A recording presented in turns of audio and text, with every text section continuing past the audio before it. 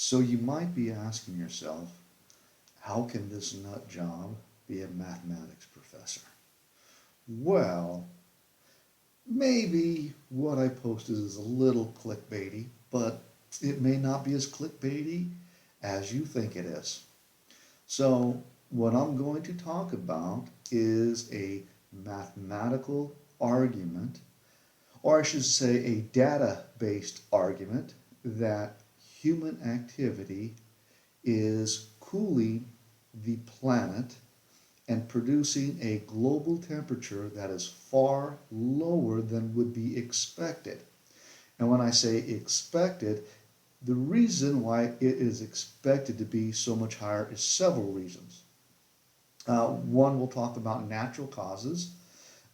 Two, I think it's really important to understand fossil fuel is a toxic chemical to humans. It should be removed from our society as quickly as possible. It's not good for the planet, and it's causing the planet to have a warmer temperature than it should be.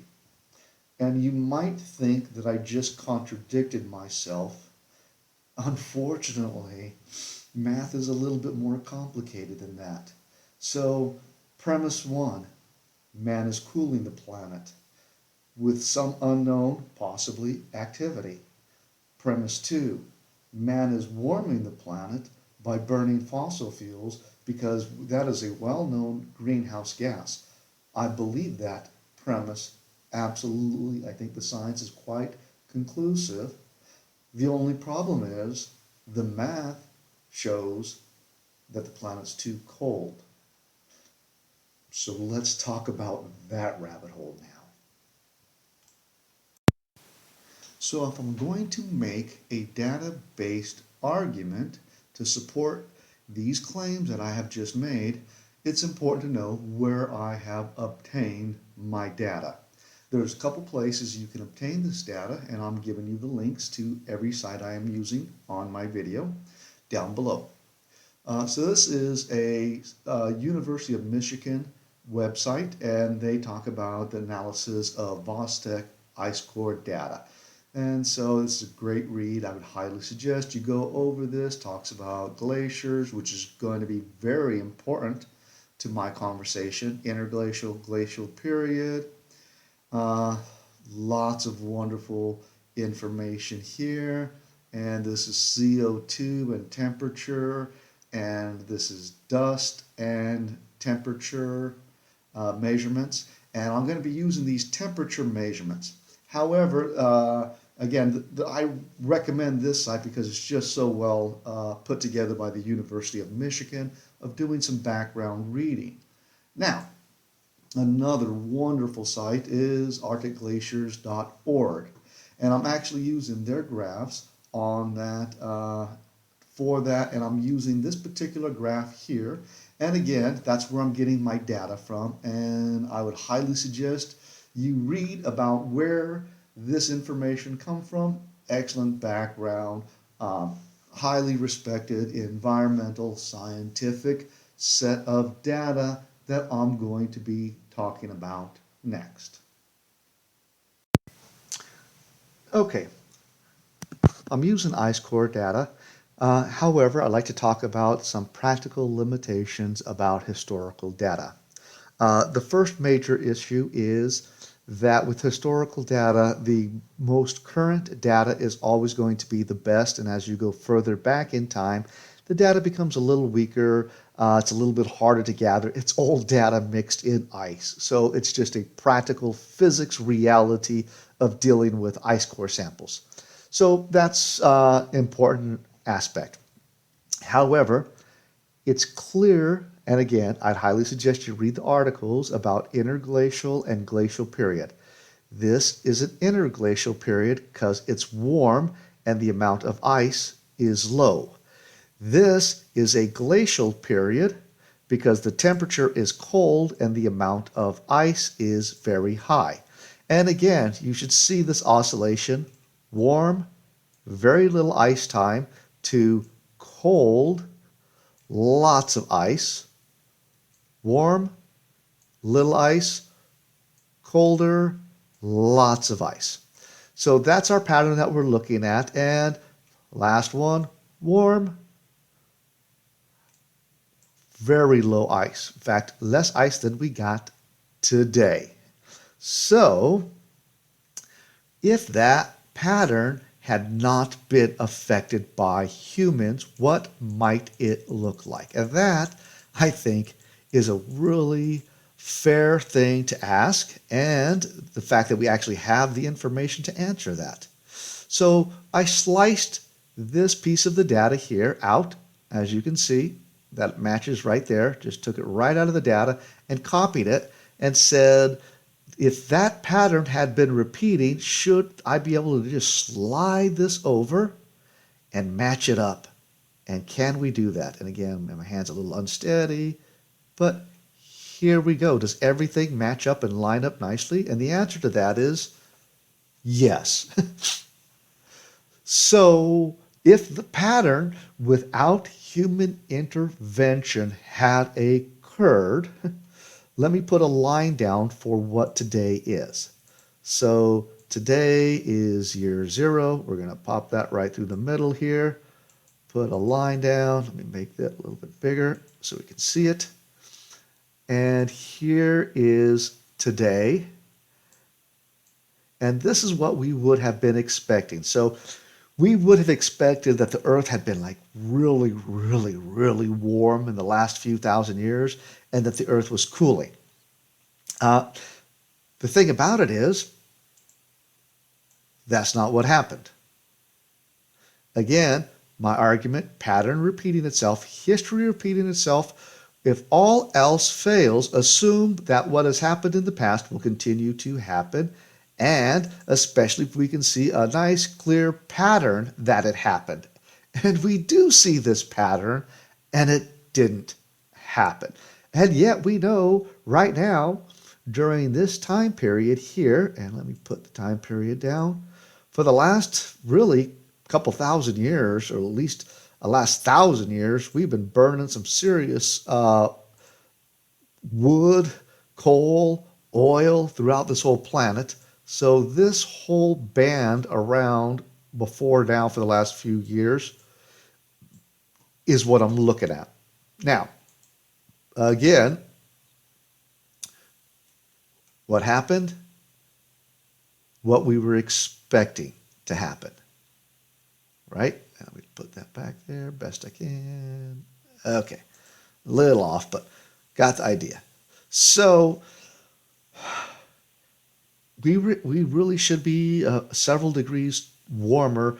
The planet should have been cooling it down. And yet, instead of seeing all of this jump up and down in the last few years, we've seen this like flat line. And what I'm saying here is that seems unexpected. It seemed unexpected because it didn't happen here.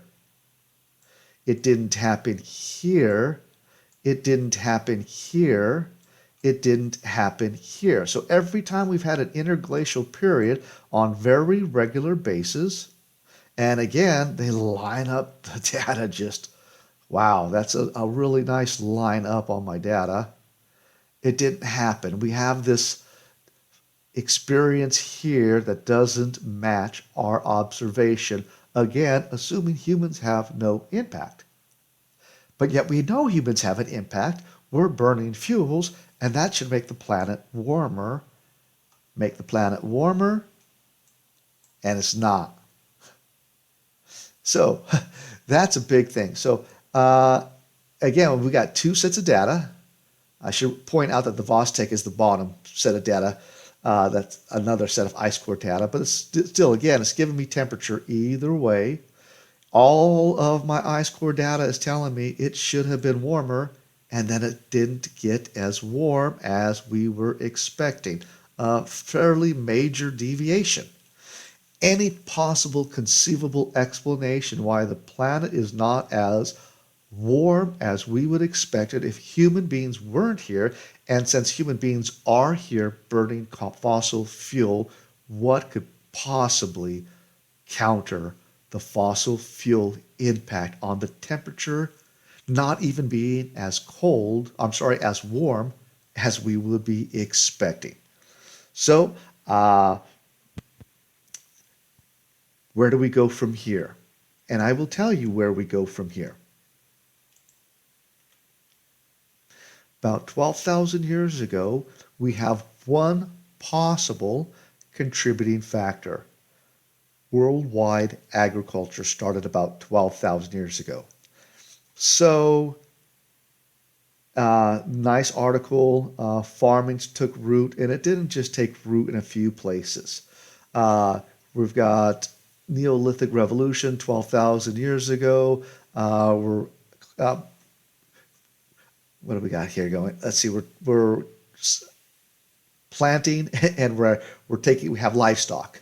So plant domestication.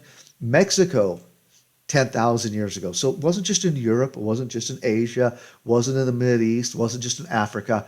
All the way across the planet, 10,000 years ago, we had agriculture and farm animals.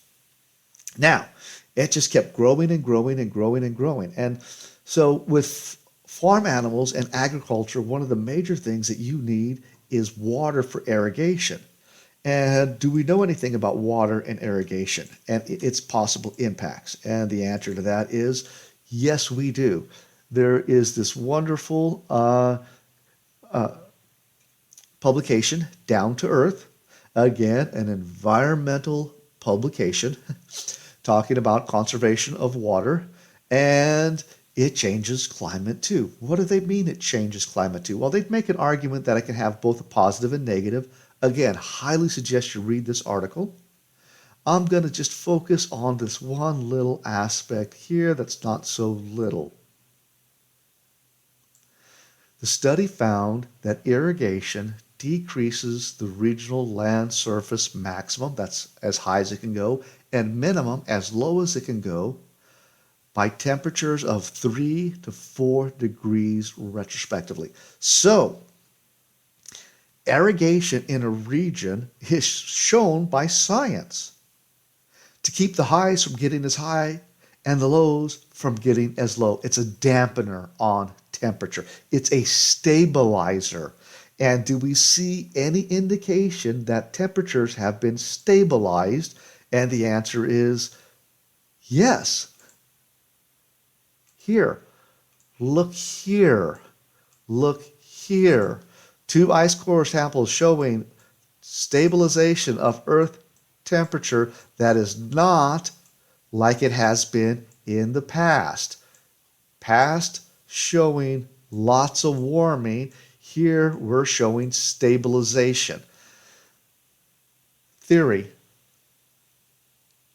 Humans are engaging in activities that have more impact on the planet than just burning carbon, and the pollutants that we're putting in our air are being, for the most part, seems to be counteracted by our mass irrigation. There may be some other aspects to that as well that I have not yet discovered. If you have any information of any other activity that has happened in the last 10,000 years that you would like to share that shows of other possible things, activities, whether it's on the planet, in space, in anywhere of science, that can show why the Earth isn't as warm as we would have expected. I would appreciate it. And please, if you found this thought-provoking, please like and share and subscribe to my channel.